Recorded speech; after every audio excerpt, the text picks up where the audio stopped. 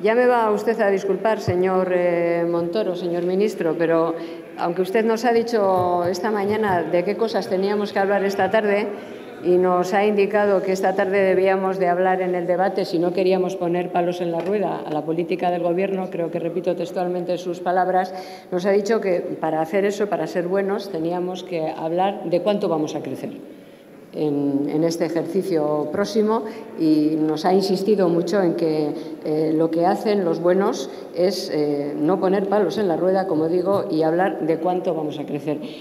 Le pido disculpas porque yo tengo la intención de hablar en nombre de mi grupo de los presupuestos, porque me parece que hemos venido para eso. Es verdad que usted esta mañana no ha hablado nada de los presupuestos y apenas esta tarde tampoco, porque ha dedicado su intervención fundamentalmente a hablar de muchas cosas, a presumir de muchas de ellas. Por ejemplo, ha presumido esta mañana de que somos un referente en Europa. Esta tarde también ha hablado de la fortaleza del Gobierno de España en Europa. Creo que es un mal día hoy para hablar de la fortaleza y la influencia de España en Europa. No daré detalles, pero desde luego defender usted, como ha hecho a la mañana, que somos una referencia en Europa, pues en fin, a mí me resulta, a nuestro grupo le resultaba bastante incomprensible, ¿no? Yo he pensado, bueno, voy a ver si le doy el gusto al ministro y sigo sus recomendaciones y hablo de esas cosas.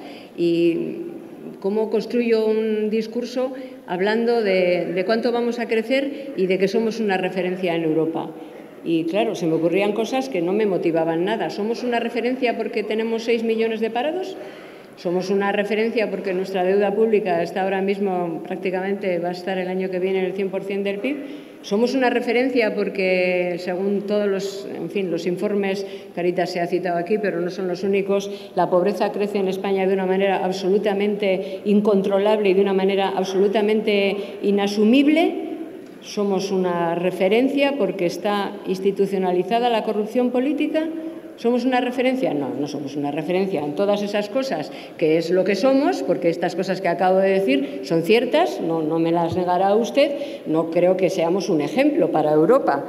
En fin, también esta tarde, buscando yo el poder seguir su recomendación, he prestado mucha atención, digo, a lo mejor a la mañana no, pero ahora a la tarde nos dice algunas cosas que me motivan, ¿no? Y me permiten seguir sus recomendaciones.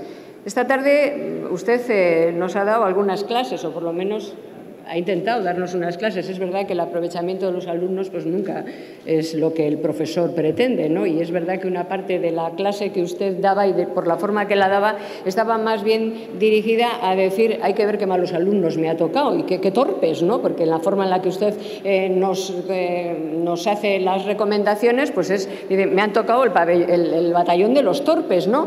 Pero bueno, digo, bueno, pues yo voy a analizar las cosas que dice.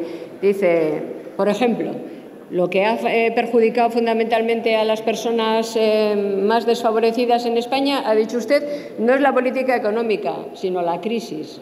Venga, hombre, la gallina. Ha dicho también que no es lo mismo, en una explicación de qué pasa cuando baja y qué pasa cuando sube la economía, con gráficos incluidos, que no es lo mismo subir que bajar. Y también ha dicho que todos somos Europa. Digo, bueno, ya lo de los eslóganes pues está bien, ¿verdad? Pero tampoco es de catedrático, ¿no? Entonces yo, permítanme, y le ruego me disculpe, voy a hablar de los presupuestos. Voy a hablar de los presupuestos que usted ha presentado, aunque no ha defendido, pero le tocaba defenderlos, y voy a tomar como referencia también una frase que usted ha dicho a la mañana que me parece que es la única verdad que ha dicho. Usted ha dicho esta mañana que los presupuestos son la plasmación económica de las políticas de un gobierno. Ha dicho numérica, la plasmación numérica de las políticas de un gobierno. Y efectivamente, es la plasmación, estos presupuestos son la plasmación de un gobierno inmovilista en un estado residual. Eso es lo que define la política que usted ha venido haciendo, que ustedes han venido haciendo y que se plasman en estos presupuestos. Por eso nuestro grupo parlamentario solicita en esta enmienda de totalidad su devolución, porque a nuestro juicio son una declaración de conformismo y de falta de ambición de país. Estamos ante unos presupuestos para la crisis, no contra la crisis. Son los presupuestos de un Gobierno que vive como una victoria el estancamiento de nuestra economía. No es lo mismo crecer que estancarse. Yo no le voy a dar clase, pero creo que en eso nos podríamos poner de acuerdo. Un estancamiento, por cierto, que afecta a los colectivos más sensibles, los millones de parados a los que no se les ofrece ninguna alternativa, los pensionistas a los que se les recorta el poder adquisitivo y los empleados públicos a los que se les siguen congelando las pensiones, los salarios. Unos presupuestos que confirman que el Gobierno, su Gobierno, ha renunciado a acometer una profunda reforma institucional para salir de la crisis. Unos presupuestos que no introducen medidas de estímulos para apoyar y para ayudar al cambio de modelo productivo. Unos presupuestos que ni abordan la reforma fiscal en profundidad ni implementan acciones decididas contra el fraude. En suma, estos son unos presupuestos para institucionalizar el estancamiento. En coherencia, eso sí, con la filosofía que orienta toda la acción de su Gobierno, que institucionaliza la precarización en el empleo con la reforma laboral, el 97% de los nuevos empleos son temporales, o institucionaliza la corrupción política. Una vez más, mucha palabrería reformista, pero ningún avance en lo sustancial. Se mantienen las estructuras institucionales obsoletas y caciquiles. Se refuerza el asalto a los organismos reguladores. Se mantiene la dualidad laboral, como dije, y la precariedad en el empleo, y se confirma el nulo interés del Gobierno en invertir en capital humano, ya sea en formación de parados, en educación o, en general, en la universidad. Lo único que se recortan en estos presupuestos, como en años anteriores, son los derechos y los servicios a los ciudadanos. Lo único que se mantiene son los chiringuitos. Estamos ante unos presupuestos continuistas y conservadores en la mala dirección. Hay 9 millones de pensionistas que perderán algo más de un punto de poder adquisitivo. Pero en el colmo de la falta de respeto a la verdad, esta medida injusta se nos quiere presentar como un incremento de las pensiones que subirán, entre comillas, un 0,25 frente a una inflación prevista por ustedes de 1,5. Esta decisión del Gobierno, la de subir las pensiones 0,5 para que baje verdaderamente el poder adquisitivo de los pensionistas, es una decisión cruel, pues afecta a personas que ya no tienen capacidad de reacción, señor ministro, y que, dado que el Gobierno ha dejado a la intemperie a centenares de miles de desempleados, estas mismas personas a las que les afectan esas medidas crueles e injustas están colaborando, en muchos casos, al sustento de todos sus descendientes en paro. Otra decisión relevante del gasto en este año consiste en congelar, como dije antes, un año más el salario de 3 millones de empleados públicos. Desde el año 2010, en que su salario se redujo en un 5%, los empleados públicos han perdido el 30% del poder adquisitivo. Dígame usted si eso no es una congelación y un retroceso. No es verdad, por tanto, señor ministro, que estos presupuestos no contengan nuevos recortes, pues los tienen, como mínimo, los 12 millones de pensionistas y empleados públicos y todos sus familiares. Tampoco es verdad que estos presupuestos no incorporen subidas de impuestos, porque en ellos se han prorrogado todas las subidas anunciadas como temporales por ustedes. O sea, que la mayoría de ciudadanos que pagan sus impuestos y no los evaden ni eluden sufren una carga fiscal sin precedentes en nuestra historia, con tipos marginales, como ya se le ha dicho, altísimos, pero con una recaudación muy baja. Este es su modelo fiscal, el modelo fiscal que consolidan estos presupuestos. Carga fiscal nórdica, sin servicios equivalentes, para los asalariados, para los que no pueden escaquearse de ninguna manera, y fraude fiscal, ministro, permítame que se lo recuerde, fraude fiscal propio de una república bananera. Lo que más me molesta es que, además, usted presuma de ese fraude fiscal y de esa amnistía fiscal, como luego más tarde insistiré. Estos presupuestos, ministro, reflejan también las consecuencias de un rescate generalizado a las cajas de ahorros y a las comunidades autónomas a costa de todos los ciudadanos. Por eso prevén que la deuda pública aumente casi hasta el 100% del Producto Interior Bruto. Usted decía esta tarde, es muy curioso esto, que cuando se incrementa del 37 al 70 es un desastre y una irresponsabilidad. Pero si se incrementa del 70 al 100 es un ejercicio de responsabilidad. Conviene recordar que a esta situación a la que estamos no hemos llegado de forma accidental Si lo que era un problema de deuda privada entre las cajas y las entidades internacionales que les habían prestado se ha convertido en un problema de deuda pública entre el Estado y los socios europeos, es, señor ministro, como consecuencia de una gestión politizada de unas entidades controladas por los representantes de los partidos políticos. O sea, esto no ha ocurrido así por azar, ha ocurrido porque veníamos de donde veníamos y ustedes tenían mucho interés en controlar las cajas de ahorros. Por cierto, un expolio, el expolio que se ha producido a todos los ciudadanos, que se ha producido sin que nadie haya asumido su responsabilidad. Nadie de los que lo produjeron, ni penal, ni política, ni profesional, ni patrimonialmente. Nadie ha asumido la responsabilidad de lo que ha ocurrido y hay responsables. En cuanto al rescate generalizado de las comunidades autónomas, cabe destacar también que los mecanismos extraordinarios de apoyo han proliferado hasta convertirse en ordinarios, lo que no deja de ser lógico, pues los problemas que se presentan por ustedes como coyunturales y de liquidez son, en realidad, problemas estructurales que afectan a nuestro modelo de país. Un modelo inviable e insostenible. Insisto una vez más, señor ministro, sin reformas institucionales no saldremos de la crisis. Y no hay reformas institucionales ni en su programa, ni en sus propuestas, ni en sus políticas. Y luego se lo explico con mayor detalle si tengo tiempo. Es que ustedes le llaman reformas a los recortes y eso no son reformas. Vamos por partes. No hay más que revisar lo que les queda a los ministerios para hacer sus políticas una vez descontado del presupuesto aquellas partidas en las que el Gobierno hace meramente de intermediario entre los ingresos y los destinatarios. Pensiones, prestaciones, subsidios de desempleo, transferencia. No hay más que ver lo que le queda a los ministerios para hacer política para confirmar que la capacidad del Estado es cada vez más residual. Pero como el actual modelo de Estado está íntimamente relacionado con el poder partidario, que se hunda el país, pero que se mantenga el poder del partido, el Gobierno, ustedes, prefieren seguir tratando los síntomas como si fueran las causas, y así nos va. Tampoco van a servir estos presupuestos para paliar los efectos sociales de la crisis. El gasto en cohesión social se ha reducido fuertemente y, de nuevo, caen las partidas destinadas a la protección de los parados, las políticas activas de formación, las pensiones. Lo peor, señor ministro, es que estos sacrificios es que, además de injustos, son inútiles, porque ni siquiera sirven para lograr el único objetivo, el único fin que persiguen estas cuentas, que es cumplir el objetivo del déficit público. Ni siquiera para eso van a servir, como no sirvieron, por cierto, los del año anterior, a pesar de la prórroga, a pesar de la prórroga tampoco sirvieron. De hecho, estos presupuestos condenan a la economía española al estancamiento, a eso que usted llama recuperación y que no es recuperación. Ustedes cambian el sentido de las palabras, su significado, y llaman, como le acabo de decir, reformas a lo que son recortes y recuperación a lo que es estancamiento. Pero las cosas son lo que son, no lo que ustedes quieran denominar.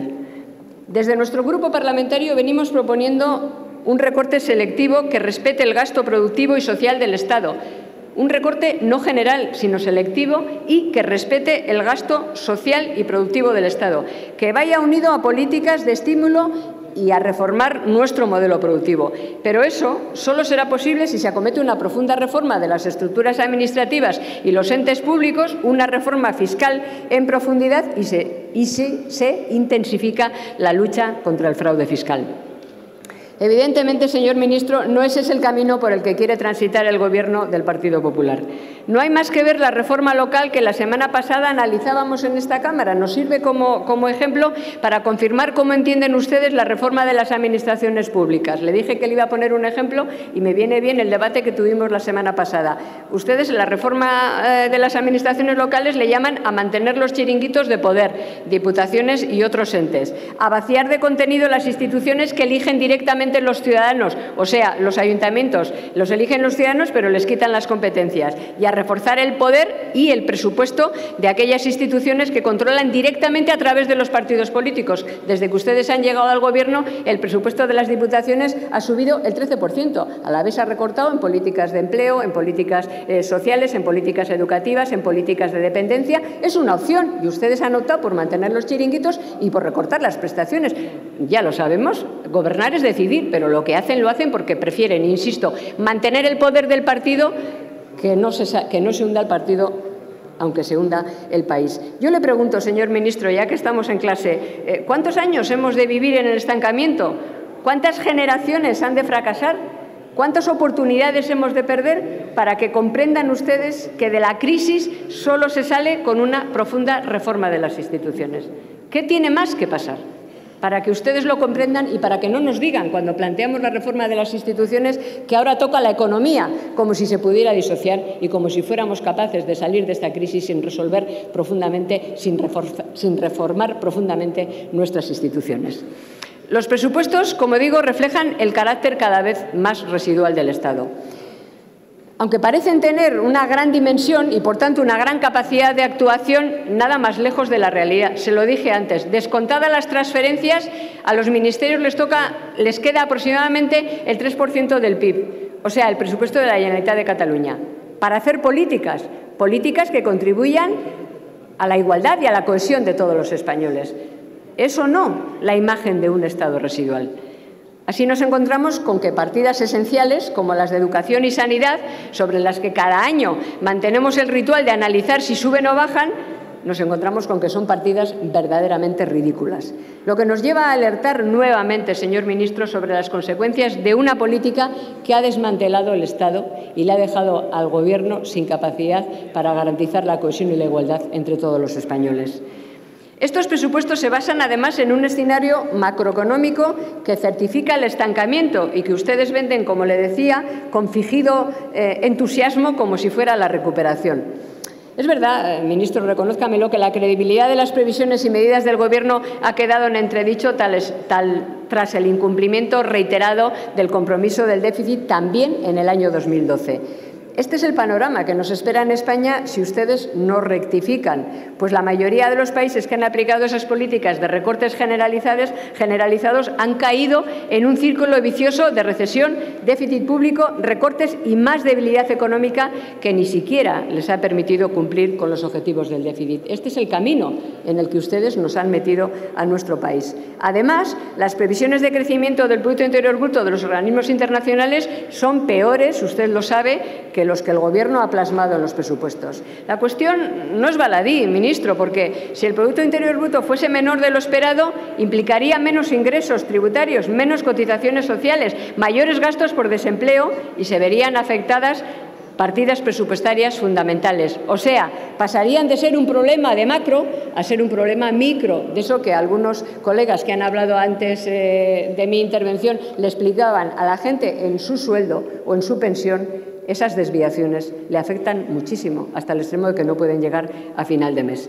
La demanda interna vuelve a ser un lastre para la recuperación. No podía ser de otra forma, en cuanto la renta disponible de las familias seguirá reduciéndose con motivo de las injustas políticas fiscales llevadas a cabo recientemente por su Gobierno, las cuales descargan su presión sobre las clases medias en lugar de corregir el desequilibrio vía reducción de gastos no productivos. En cuanto al mínimo descenso de la tasa de desempleo que pronostica el Gobierno para el 2014, esta será solamente posible como consecuencia de una caída en la población activa, ya que seguirá, incluso en sus presupuestos, sin crearse empleo neto. Caída, por cierto, de población activa que el Gobierno atribuye a factores demográficos, obviando los dramas de abandono de la búsqueda de empleo por desesperanza y, además, obviando la migración forzada de los jóvenes a otros países. Como dije, estos presupuestos se recrean en la crisis, no proporcionan ningún estímulo para superarla y son algunos ejemplos clarísimos que le voy a dar en este momento. Las inversiones en nuevas infraestructuras caen un 10%. El gasto en investigación y desarrollo, aunque aparenta una subida de 71 millones, el 1,3%, no es más que un freno al recorte de otros años que fue de 2.000 millones y no representa un cambio de su política.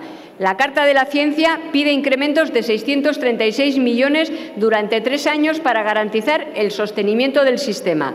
Está claro que la innovación, el desarrollo, la investigación no es una política prioritaria para su Gobierno, pese a ser imprescindible para la mejora de la competitividad, el cambio de modelo productivo y el crecimiento a largo plazo.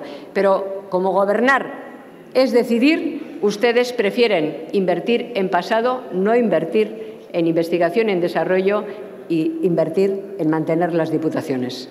El gasto en educación disminuye un 30% en los presupuestos del 2010, por mucho que intenten ustedes disimular.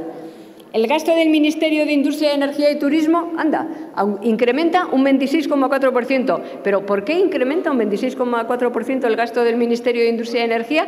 Pues ahí va el engaño, porque ese incremento se debe al gasto inducido por las ruinosas reformas eléctricas. La semana que viene traeremos otra, la 7ª.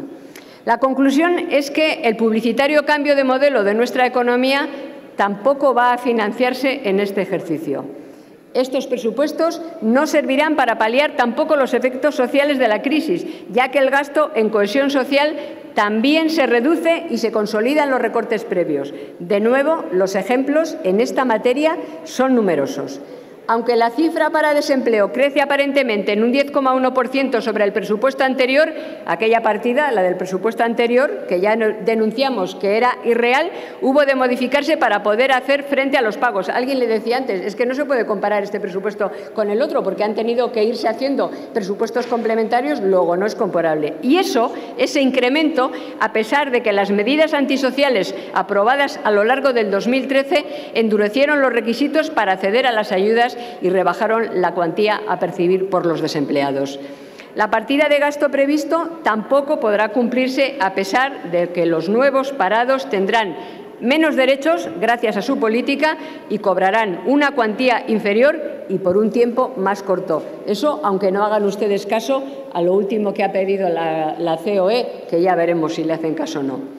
En cuanto al gasto en políticas activas de empleo, el ligero incremento se centra en las bonificaciones en las cotizaciones a favor de empresas, recortando una vez más las actuaciones en formación e inserción laboral para los parados. En realidad, como dije antes, el único sentido de estos presupuestos es contentar a los organismos y acreedores internacionales y quizá a corto plazo lo consigan, pero dado que no contienen ni una sola medida de estímulo, no nos ayudarán a salir del estancamiento y de la crisis. Y además, los ciudadanos, como lo viven en su casa, tampoco podrán ser engañados por ustedes, ni por todas sus soflamas, ni por todos sus discursos. Conviene recordar también que en estos presupuestos se prorrogan las enormes subidas de impuestos de años anteriores. Eso sí, con la promesa de que alguna de ellas se revertirá, dicen ustedes, en los meses antes de las próximas elecciones generales. O sea, no suben los impuestos, mantienen los impuestos que dijeron que eran temporales, pero nos avisan la buena nueva. Unos meses antes de las elecciones, qué casualidad, bajaremos algunos de estos impuestos. En fin, es un uso del marketing político que verdaderamente no quiero ni calificar. Una vez más, recordar también que la mejor receta no es realizar recortes en la lucha contra el fraude fiscal ni amnistiar a los defraudadores. Ministro, eso es inmoral, inútil e injusto. Las malas prácticas presupuestarias se van convirtiendo en una tradición, pues a pesar de lo que afirma el Gobierno, las previsiones de ingreso no es realista. En primer lugar, porque se basa en unas estimaciones de ingresos que no se van a cumplir ni por parte del IVA ni por la parte de los impuestos de sociedades. En estas condiciones, la previsión de que la recaudación fiscal se incrementará un 2,4% es una irresponsabilidad o un engaño o las dos cosas juntas a la vez. Aún más grave nos parece que después de 2 años el Gobierno carezca de una estrategia fiscal coherente. Coherente o una, la que fuera. Esta política fiscal o recaudatoria, que yo creo que es la palabra más exacta, la forma mejor de describirla, que discurre a golpes un tanto improvisados en medio de la confusión y de los desmentidos permanentes, no tiene más margen, señor ministro. El Gobierno debería acometer de una vez por todas la tarea de realizar una profunda reforma fiscal que elimine las inequidades del sistema actual y proporcione un aumento de la recaudación a cargo de quienes hoy pagan menos de lo que debieran. Insisto, a cargo de que paguen más quienes más tienen. No puede dejarse al margen del análisis la amnistía fiscal, aunque fue del año anterior, como digo, aunque haya tenido efecto en el año 2012 y aunque usted presuma de ello.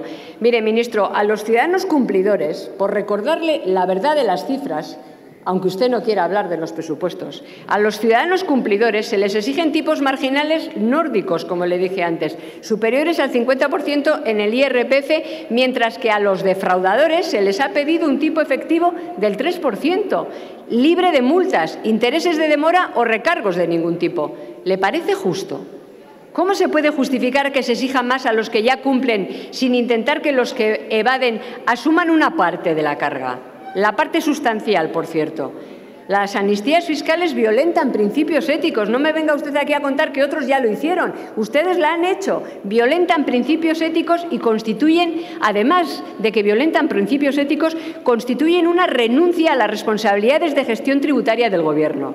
Resulta evidente que el Gobierno ha renunciado a perseguir el fraude fiscal al anunciar que mantendrá el presupuesto de la agencia tributaria como está. O sea que el Gobierno renuncia a recaudar los aproximadamente 70.000 millones de euros de fraude fiscal que se producen anualmente en España. Ustedes han renunciado a eso. El Gobierno prefiere entretenerse. En vez de perseguir a los defraudadores, ustedes prefieren perseguir a los desempleados que olvidan sellar un mes su cartilla. A esos prefieren perseguir, a los parados. Perseguirlos a ellos en vez de perseguir a los defraudadores. Y yo me pregunto, ¿por qué preferirán perseguir a los parados que perseguir a los defraudadores? ¿Será porque tienen más conocidos entre los segundos que entre los primeros? ¿Será por eso? ¿O será una casualidad? Como antes expliqué, señor ministro, estos presupuestos consolidan la decisión del Gobierno. He hecho una pregunta, oiga, usted me conteste. Consolidan la decisión del Gobierno de abandonar a su suerte a 9 millones de pensionistas. Pero además estamos ante unas previsiones de ingresos y gastos de la Seguridad Social que no se ajustan a la realidad. Otro de los rasgos llamativos y significativos de cómo se hace política en nuestro país es que mientras que nos sometemos a los requisitos y condiciones que nos impone Bruselas para prestarnos 40.000 millones de euros para rescatar a las cajas de ahorros, el Gobierno renuncia a exigir condicionalidad real y concreta a comunidades autónomas y ayuntamientos a los que se les rescata. Mire, desde nuestro grupo parlamentario queremos insistir una vez más en que esta es una política errónea, ministro, que favorece la irresponsabilidad y la deslealtad. Las dos cosas. Porque el Gobierno tiene la obligación de no dejar tirado a ningún ciudadano. Sí, tiene la obligación de no dejar tirado a ningún ciudadano, pero tiene también la obligación de exigir responsabilidades a quienes han llevado a la quiebra a las instituciones en las que gobiernan.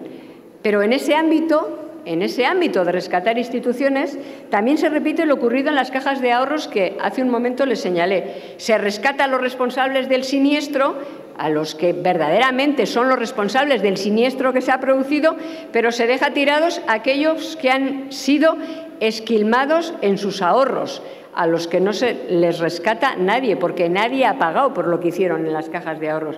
Y yo aquí me vuelvo a preguntar por qué será que se deja tirados a los ahorradores y, sin embargo, se rescata y se les coloca bien colocados y no se les exige ningún tipo de responsabilidad a quienes han hecho el expolio. ¿Será en este caso también porque tienen más conocidos entre los que han cometido el expolio, el latrocinio, que entre los ahorradores que se han quedado tirados? También me hago esa pregunta, si será por eso o será pura casualidad. Hay otra decisión presupuestaria relevante en el ámbito territorial que resulta criticable a nuestro juicio. Lo hemos venido diciendo en ejercicios anteriores y quiero hacerle una brevísima reflexión al respecto. El Fondo de Compensación Interterritorial se diseñó como un instrumento de equidad para garantizar la financiación de infraestructuras en las comunidades menos ricas. Por cierto, que pague más quien más tiene no es expolio, sino justicia y equidad. Para eso se hizo el fondo, para poder invertir en las comunidades menos ricas, porque, insisto, que pague más quien más tiene, ahora que existe ese debate en España, que no es nuevo, pero que sigue existiendo, no es expolio, sino equidad. Sin embargo, y a pesar de la continua disminución de fondos europeos para estas políticas, en los presupuestos, en estos otra vez se opta por reducir este Fondo de Compensación Interterritorial al mínimo, vaciándolo realmente de contenido. La deuda pública, por centrarme en otro aspecto también de los presupuestos, ha pasado de representar, como decía antes, el 68% del PIB cuando ustedes llegaron al Gobierno a prever que llegue al 100%. Y déjenme que le diga, ministro, creo que no hay una variable que refleje mejor el descontrol de las cuentas públicas que este. Insisto, que refleje mejor el descontrol de las cuentas públicas. Ahora bien, usted ya nos ha dicho que cuando lo hacen ustedes, subir del 70 al 100 es responsabilidad y cuando lo hacen otros, pues es irresponsabilidad. Yo creo que lo haga quien lo haga, esta subida brutal en tan poco tiempo, que no se ha producido en ningún país del mundo. Por cierto, nosotros del año 1910. Nunca desde 1910 se había producido una situación como esta. Es lo que refleja, es una variable que refleja realmente el descontrol de las cuentas públicas. No hay por qué presumir de ello. Como ya dijimos, este enorme incremento se ha debido en buena parte a dos causas interrelacionadas: el rescate generalizado de las cajas y el rescate, por cierto, que ya se ha producido y que es un rescate europeo. Usted durante toda la mañana ha estado diciendo que podíamos presumir de que no nos han rescatado, de que hace unos meses todo el mundo decía que nos iban a rescatar y ahora ya no lo dice nadie. Hombre, ahora ya no lo decimos nadie porque ya nos han rescatado. ¿O es que usted es el único que nos ha enterado que nos han rescatado? ¿O es que los 40.000 millones que nos ha prestado la Unión Europea para rescatar las cajas de ahorros no es un rescate, que además imputa deuda, aunque nos dijeron al principio que no? Bueno, pues usted sigue diciendo que ahora ya nadie habla de eso. Pues ya no hablamos porque ya se ha producido, aunque usted parece que no se ha enterado a pesar de ser el ministro del ramo. En fin, a todo esto hay que añadir una falta de deslealtad, una falta de lealtad institucional a los dos rescates que le he citado antes por parte de algunas comunidades que llegan a amenazar con la secesión a la vez que exigen cambios en las reglas de juego a favor del pacto fiscal. Usted dijo esta mañana que había dos cosas de las que podíamos presumir. Una, lo que influíamos en Europa. Ya le dije antes que no es buen día para hablar de eso. Y otra, de la estabilidad institucional de España. Ya le digo que tampoco es buen momento, porque mientras que hay una comunidad autónoma que nos amenaza con la secesión, sí o sí, tampoco es muy buen día o tampoco es buen momento para presumir de estabilidad institucional, salvo que a usted le parezca que ese es un tema menor que se negocia como se negocia una transferencia de una comunidad autónoma. En fin, ministro, termino como empecé. Le dije que iba a hablar de los presupuestos y de los presupuestos que usted ha presentado, aunque no ha defendido, es de lo que en nombre de mi grupo hemos hablado. Estos son unos presupuestos para quedarse en la crisis, no para salir de ellos. Unos presupuestos engañosos y conservadores en el peor sentido de la palabra, pues conservan todo lo negativo que nos ha hecho llegar a esta situación. Unos presupuestos poco ambiciosos. Unos presupuestos, además, insolidarios e injustos. Unos presupuestos que no incorporan medidas de lucha contra el fraude, ni medidas para crear empleo, ni medidas para reactivar la economía. Unos presupuestos que siguen incrementando impuestos y siguen castigando a los más débiles. Unos presupuestos que abandonan la educación y la investigación, claves, ambas dos, para salir de esta situación y para que España recupere o consiga el papel que los ciudadanos se merecen. Unos presupuestos que siguen recortando políticas sanitarias y políticas sociales. En suma, unos presupuestos para los que pedimos su devolución.